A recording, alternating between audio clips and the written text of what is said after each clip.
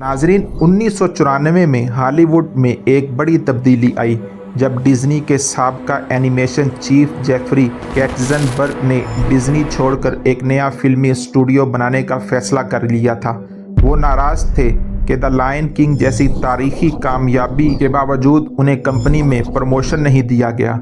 उनके दिल में बदला लेने की आग थी। उन्होंने हॉलीवुड के दो और बड़े नामों स्टीवन स्पीलबर्ग और डेविड कैप्टन के साथ मिलकर ड्रीम वर्क्स SKG की बुनियाद रखी। उनका मकसद सिर्फ फिल्में बनाना नहीं था बल्कि डिज्नी को चैलेंज देना था। इब्तिदा में ड्रीम वर्क्स के लाइव एक्शन फिल्मों के साथ साथ एनिमेटेड फिल्में भी बनाना शुरू की, जैसे आर्ट्स और द प्रिंस ऑफ इजिप्ट, जो डिज्नी से अलग और संजीदा अंदाज में पेश की गई।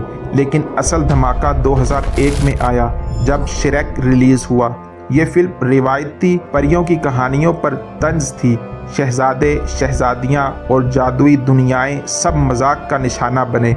श्रेक गोया डिज्नी के ख्वाबों को हकीकत की जुबान में चैलेंज कर रहा था।